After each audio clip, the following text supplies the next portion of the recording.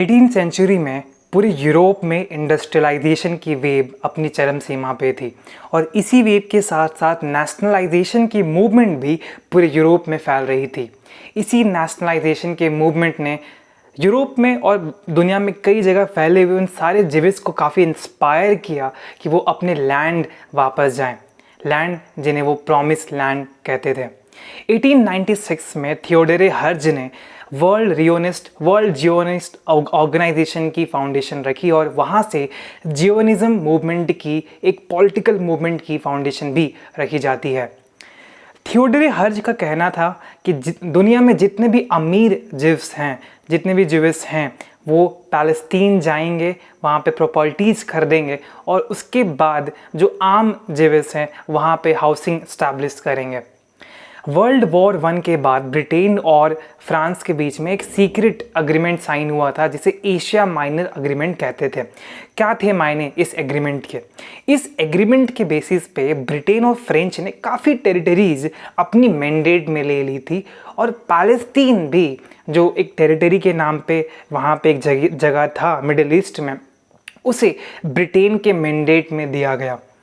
धीरे धीरे जब पैलेस्तीन वाली इलाके में जिविस का इन्वॉल्वमेंट बढ़ने लगा, अरब काफ़ी इस चीज़ से गुस्से में आने लगे और इसकी कंप्लेन वो ब्रिटेन को करते हैं। ब्रिटेन इस कंप्लेन के बेसिस पे कुछ बड़ा इन्वॉल्वमेंट नहीं करना चाहता था, लेकिन हाँ उसने कुछ नॉर्म्स, कुछ स्ट्रिक्ट एक्शन लिए, लेकिन वो एक्शन इतने भी स्ट्रिक्ट नहीं थे। 1940 में एक बहुत बड़ा इवेंट होता है होलोकॉस्ट, जिसके चलते पूरी दुनिया में जिविस के लिए एक सिंपथी की वेव जनरेट होती है और उसी सिंपथी के बेसिस पे अमेरिका ब्रिटेन को कहता है कि आपने जो रेस्ट्रिक्शंस जिविस के मूवमेंट में लगाए हैं पैलेस्तीन के इलाके में, उसे रिलैक्स कर दीजिए। ब्रिटेन इस रिस्पॉन्सिबिलिटी से अपने आप को बचाना चाहता था और इसी बेसिस पे ब्रिटेन ने यूनाइटेड नेशन, जो वर्ल्ड वॉर 2 के बाद ही बनी थी, उसे कहा कि आप इस मुद्दे पे अपने विचार और अपने डेलिब्रेशंस को स्ट्रॉन्ग कीजिए और इनिशिएटिव्स लीजिए। 1947 में United nation special commission on the Palestine की फॉर्मेशन की जाती है और वहाँ पे जो भी डेलिब्रेशंस होता है उसके बेसिस पे 2 प्लान तैयार किए जाते हैं, एक मेजॉरिटी प्लान और एक माइनॉरिटी प्लान। तो क्या था मेजॉरिटी प्लान? मेजॉरिटी प्लान, जैसे पार्टीशन प्लान भी कहा जाता था, वहाँ पे 3 टेरिटरीज को बनाने की सजेशंस दी गई थी। पहला अरब पैलेस्तीन, दूसरा जीविस पैलेस्तीन और तीसरा जेरूसलम, जो कि इंटरनेशनल गवर्नमेंट के कंट्रोल में रहेगा, यानी कि यूनाइटेड नेशन के कंट्रोल में। माइनॉरिटी प्लान क्या था भाई? तो माइनॉरिटी प्लान के बेसिस पे यूनाइटेड पैलेस्तीन की बात रखी गई, जहां पे इजराइल को एकोमोडेट करने की भी सजेशन रखी गई थी। 29 नवंबर 1947 का दिन यूनाइटेड नेशन में वोटिंग का समय और वोट मिलता है मेजॉरिटी प्लान को, और जिसके बेसिस पे 14 मई 1948 को यूनाइटेड स्टेट्स ऑफ अमेरिका के मीडिएशन के बेसिस पे स्टेट ऑफ इज़राइल का जन्म होता है। तो आइए समझते हैं कि आखिर इज़राइल के जन्म से लेके अभी तक भारत की जो रिलेशन रही है, भारत की जो पॉलिसी रही है, वो कैसी रही है, और साथ ही भारत की जो पॉलिसी है पैलेस्टीन को लेके वो कैसी रही है। 1948 में जब इज़राइल का जन्म होता है तो भारत ने वेट एंड वॉच की पॉलिसी को अपनाया। इसके 3 मेन रीज़न थे। पहला, इज़राइल बनने के तुरंत बाद फर्स्ट अरब इज़राइल वॉर स्टार्ट हो जाती है। दूसरा, भारत पार्टीशन के उस दर्द को अभी 2 साल ही हुए थे समझ जानता था और इस बेसिस पे वो पार्टीशन प्लान के अगेंस्ट था। तीसरा, पाकिस्तान पूरे भारत में पैन इस्लामिज़म के मूवमेंट को फाउंड कर रहा था, उसको स्ट्रेंथन करने की कोशिश कर रहा था और जिसके लिए वो अरब की तरफ काफ़ी टिल्ट हो रहा था। तो भारत के लिए इम्पॉर्टेंट था कि वो जिविस को भी तो भारत के लिए इम्पॉर्टेंट ये था कि वो एक बैलेंस अप्रोच लेके चले, जहाँ पे वो अरब के सपोर्ट को भी स्ट्रेंथन करे और साथ ही साथ Bharat Israel as a state को भी लीगली रिकॉग्नाइज करे। 1950 तक भारत ने इज़राइल को as a state legally recognised नहीं किया था, लेकिन 1950 में एक बहुत बड़ा पॉलिटिकल डेवलपमेंट होता है, जहाँ पे जब यूनाइटेड नेशन में भारत के हैदराबाद इशू को लेके वोटिंग होती है तो वहाँ पे इजिप्ट, जो कि एक अरब वर्ल्ड के तौर पे जाना जाता था, उसने भारत के इस वोटिंग के अगेंस्ट वोट कर दी। और ये एक डिप्लोमेटिक चेंज, ये डिप्लोमेटिक डेवलपमेंट ने भारत को ट्रिगर किया कि वो भारत ने इजराइल को एज अ स्टेट रिकॉग्नाइज किया, लीगली रिकॉग्निशन 1950 में 28 महीनों के बाद दे दी। भारत ने लीगल रिकॉग्निशन तो दी, लेकिन भारत ने पॉलिटिकल डिप्लोमेटिक रिलेशन लगभग 1992 तक इस्टेब्लिश नहीं किया। तो इस 1950 से लेकर 1992 तक भारत की पॉलिसी क्या रही और इजराइल के रीजन में क्या डेवलपमेंट हुए, चलिए आइए उसे और भी जानते हैं। 1948 में ही पहली बार इजराइल और अरब के बीच वॉर स्टार्ट हो जाती है।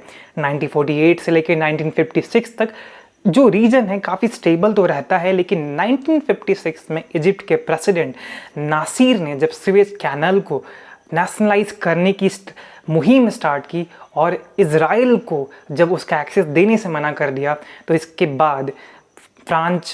बाद फ्रेंच, ब्रिटेन और इजराइल के बीच ट्रीपार्टाइट एग्रीमेंट साइन होता है और इजराइल इजिप्ट पे वॉर स्टार्ट कर देता है। हालांकि इस मूवमेंट को, इस इनिशिएटिव को भारत ने काफ़ी ज़्यादा क्रिटिसाइज़ किया था और इजराइल को भी ब्लेम किया था। 1962 से भारत की जो पॉलिसी है उसमें एक लो लेवल पे चेंज देखने को मिलता है, जब इजराइल लगातार 1962 में भारत को सपोर्ट करता है चाइना के वॉर के अगेंस्ट। 1965 में जब पूरा Arab world outrightly pro Pakistan approach दिखा रहा था, इजराइल ने भारत को मिलिट्री लेवल पे एम्यूनेशन के तौर पे काफ़ी सपोर्ट भी किया था। 1972 में भी इजराइल ने भारत को काफ़ी वॉर में सपोर्ट किया था और भारत के स्टैंड्स को भी काफ़ी सपोर्ट दिया था। 1978 में कैंप डेविड्स जगह पे यूनाइटेड स्टेट्स ऑफ अमेरिका की बदौलत काफ़ी अरब वर्ल्ड्स को नज़दीक लाने की कोशिश की जाती है इजराइल वाले मुद्दे पे, और इसके बेसिस पे इजराइल और इजिप्ट के बीच में एक पीस ट्रीटी साइन होती है जिसे कैंप डेविड्स पीस ट्रीटी के नाम से जाना जाता है। 1990 के बाद से भारत की जो पॉलिसी थी इजराइल को लेके उसमें भी काफ़ी चेंज देखने को मिलता है और इसके काफ़ी सारे रीज़न थे। पहला, भारत में जो पॉलिटिकल चेंज हुआ राजीव गांधी की सरकार के बाद, जो काफ़ी प्रो मुस्लिम भी रही थी और मुस्लिम्स वोट बैंक को भी लिवरेज करना चाहती थी। साथ ही साथ भारत नरसिम्हा राव की सरकार के साथ आगे बढ़ रहा था, तो भारत को एक नीड थी ऐसे देश की जो इकोनॉमिक बूस्ट दिला सके और जिसके लिए अमेरिका की काफ़ी ज़रूरत थी। और अमेरिका इजराइल का सपोर्ट चाहता था कि भारत इजराइल का सपोर्ट करे, क्योंकि अमेरिका जो था वो इजराइल का एक बहुत बड़ा एलाई था।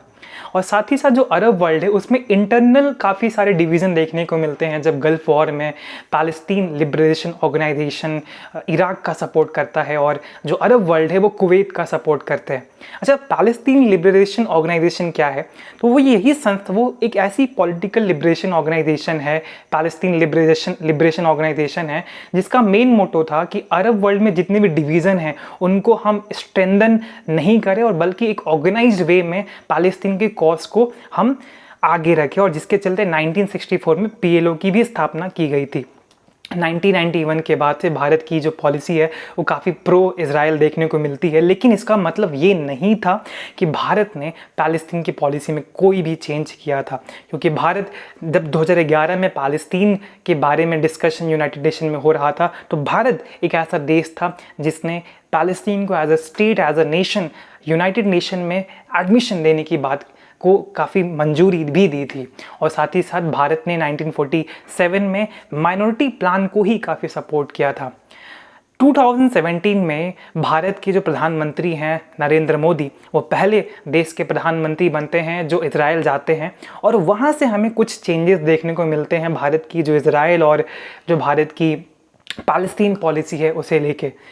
भारत ने 2017 से डीहाइफिनेटेड पॉलिसी को छोड़ दिया है पीछे। डीहाइफिनेटेड यानी कि भारत जब इजराइल के साथ इंगेज होगा तो वो सिर्फ इजराइल के बातों को कंसिडर करेगा, ना कि पैलेस्टीन के कॉजेस को भी समझने की कोशिश करेगा, यानी कि हम इंडिपेंडेंट लेवल पे इंगेजमेंट करने की कोशिश करेंगे।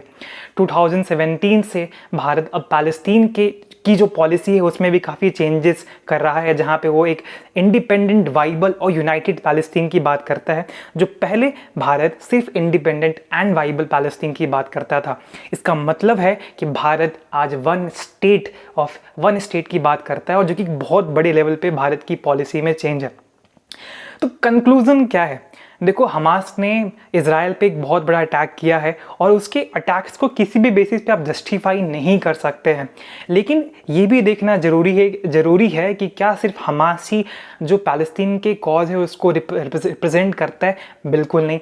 हमास जो है वो गाजा स्ट्रिप पे अपने डोमिनेंस को स्ट्रेंथन करता है, जबकि जो वेस्ट बैंक है, जो पैलेस्तीन का एक और पार्ट है, वहाँ पे आज भी पैलेस्तीन लिबरेशन ऑर्गेनाइजेशन की ही फाउंडेशन है, उसकी ही डोमिनेशन है। तो पूरे पैलेस्तीन के कॉज को हमास के इस डेडली काउंटर अटैक से हमें इक्वेट करने की ज़रूरत नहीं है। रशल ने सही कहा था कि the war does not decide who is right और wrong but who is left. आखिर इन सारे वॉर के बावजूद जो एक चीज़ क्लियर निकल के आती है कि क्या पैलेस्तीन का नक्शा वैसा ही रहेगा? तो आंसर है बिल्कुल नहीं। पैलेस्तीन का नक्शा शायद हमेशा के लिए बदल जाए, गाजा स्ट्रिप शायद हमेशा के लिए उसकी जो टेरिटरी है वो फिर से इज़राइल के कब्जे में आ जाए। लेकिन पॉइंट ये है कि हम इस पूरे इवेंट को कैसे ले सकते हैं एज अ रिस्पॉन्सिबल सिटीज़न। तो हम जब भी किसी देश के इंटरेस्ट को बात करते हैं तो उनकी हिस्ट्री जानना बड़ा ज़रूरी है, और उनके हिस्टोरिकल बैकग्राउंड्स को जाने बिना उनके प्रेजेंट के स्टैंड्स को बस आउटराइटली रिजेक्ट या सपोर्ट कर देना ये कदापि सही नहीं होता है। तो हम इस वीडियो के थ्रू यही डिलीवर करना चाहते थे कि हम एक अवेयर सिटीज़न बने और हमारी जो अंडरस्टैंडिंग है वो हिस्टोरिकल बैकग्राउंड के बेसिस पे हो। धन्यवाद।